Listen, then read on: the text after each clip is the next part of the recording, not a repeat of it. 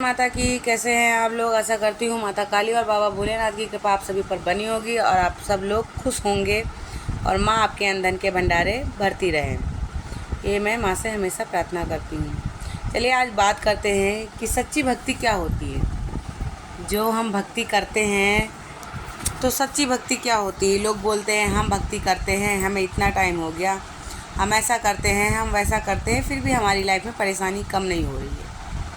तो ऐसा क्यों होता है? अगर हम सच्चे मन से भक्ति कर रहे हैं तो ऐसा क्यों हो रहा है?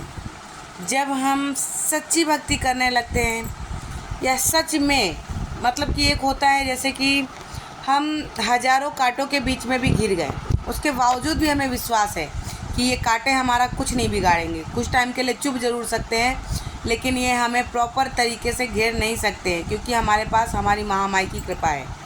सच्ची भक्ति वो होती है कि अगर हम कुएं में भी कूद गए हैं ना तो भी हमें डर नहीं होना चाहिए कि हम इससे कैसे बाहर निकलेंगे।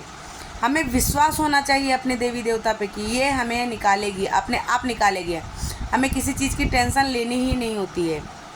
वो होती है सच्ची भक्ति। सच्ची भक्ति ये नहीं होती है कि आज नवरात्रि चल रहा है तो आप माता दुर्गा की पूजा करने लग गए, कल जन्माष्टमी आ गई तो आप उनकी पूजा करने लग गए, कुछ टाइम के लिए आप उनकी ही सब वाहवाही करने लगे, जय श्री कृष्णा जय श्री कृष्णा। और कुछ भी ऐसी चीज़ें, मतलब कि एक सच्ची भक्ति का मतलब ये नहीं है कि आप जिनका त्यौहार चल रहा है आप उसमें करिए, बिल्कुल करिए।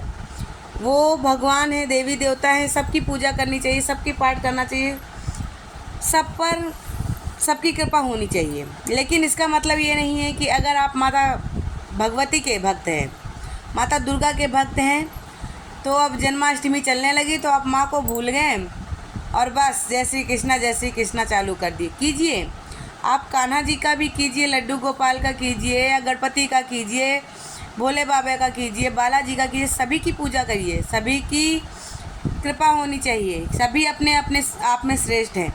लेकिन अगर आप बार बार देवी देवता को बदल रहे हैं, आप माता भगवती को सच्चे मन से मानते हैं, आपको किसी ने बोल दिया अरे नहीं माता भगवती तो इतनी जल्दी नहीं सुनती, माँ तो परीक्षाएं लेने लगती है, बाबा भोलेनाथ बहुत जल्दी सुनते हैं, तो आपने माता भगवती को कर दिया साइड में कि अरे हाँ सच में माँ तो परीक्षाएं लेती है, मेरे तो कोई काम नहीं बन रहे हैं, मेरा तो कुछ भी नहीं हो रहा है, सिर्फ और सिर्फ परीक्षाएं देते जा रहा हूँ, मैं इतनी पूजा करता हूँ, इतनी पाठ करता हूँ, इतना सब कुछ करता हूँ, फिर भी मैं परेशान ही हूँ।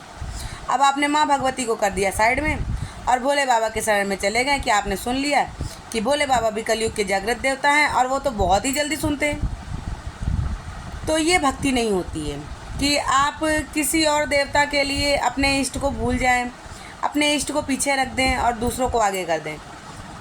सच्ची भक्ति वो होती है कि अगर आप माँ भगवती को मानते हैं, आप सभी देवी देवताओं की पूजा कीजिए, आराधना कीजिए, लेकिन अगर आप माँ भगवती को मानते हैं ना, तो आपके जीवन में कितनी भी परेशानी आ जाए, चाहे आपके घर परिवार सब कुछ आपसे दूर हो जाए, लेकिन आपकी माँ भगवती पर से विश्वास कभी नहीं उठना चाहिए। वो होती है सच्ची भक्ति। सच्ची भक्ति ये नहीं होती कि किसी ने बोल दिया कि भोले बाबा जल्दी सुनते तो आप उनके पास चले गए, माँ भगवती को साइड में कर दे। सच्ची भक्ति वो नहीं होती कि आप मान लीजिए हमेशा से भोले बाबा की सेवा करते आ रहे हैं, किसी ने आपको बोल दिया कि नहीं माता काली जल्दी सुनती है, तो आपने भोले बाबा को साइड में कर दिया और माता काली के चरण में चल। तो उस वक्त होता क्या है ना, जब आप हमेशा से अपने जिस देवी देवता पर आपका विश्वास है उसको छोड़ के जब आप दूसरे के शरण में चले जाते हैं ना, तो जिनकी आप पूजा हमेशा से करते आ रहे हैं वो भी आपका साथ छोड़ देते हैं, और जिसकी शरण में आप जाते हैं वो भी आपका हाथ कभी नहीं पकड़ता है। क्यों? क्योंकि वो भी सोचते हैं कि जिसको तू बचपन से मानते चला आ रहा है, जो तेरा हमेशा साथ देता चला आ रहा है, तूने उसको छोड़ दिया, आज मुझे पकड़ लिया है केवल इसलिए कि तुझे दूसरे ने बोल दिया कि मैं जल्दी सुनती हूँ। तो उस वक्त वो देवी देवता भी आपका हाथ नहीं पकड़ेंगे और जिसको आपने छोड़ दिया है वो भी हमेशा के लिए छूट जाएगा और आप बीच में ही लटक जाएंगे, कभी आपका कुछ नहीं हो सकता है। तो ये सच्ची भक्ति नहीं होती है कि एक को छोड़कर दूसरों को पकड़ ले, दूसरों को छोड़ के तीसरे को पकड़। पूजा सबकी कीजिए, हाँ सबके सामने जोड़िए, लेकिन जिनको आप हमेशा से सबसे पहले याद करते हैं, हर कष्ट में आपको सबसे पहले, उनको कभी मत छोड़िए। आपके इष्ट को कभी मत बदलिए।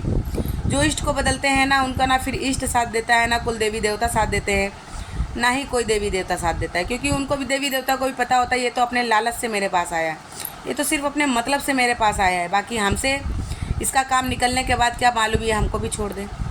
तो कभी भी वो सच्ची भक्ति नहीं हो सकती है। सच्ची भक्ति करनी है ना तो जीवन में जब से जिसको समझे हैं आप, जिसको आप जाने हैं, उसके लिए अपनी जान को कुर्बान कर दे, वो है सच्ची भक्ति।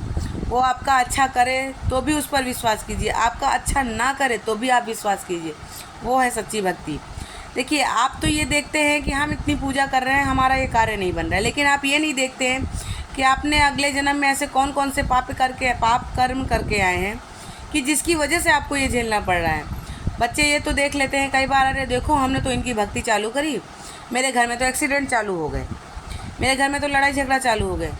लेकिन बच्चे वो नहीं देख पाते हैं कि क्या पता हमारी लाइफ में आज की डेट में हमारी मौत लिखी हो और उसको माँ ने एक छोटे से एक्सीडेंट से माँ ने बचा के हमें जीवन दान दे दिया है। बच्चे वो नहीं सोच पाते हैं।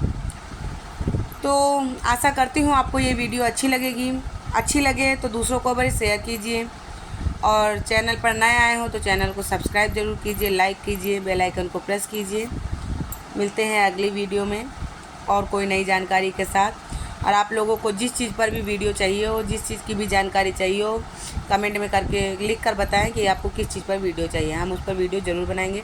जय माता की, हर हर महादेव।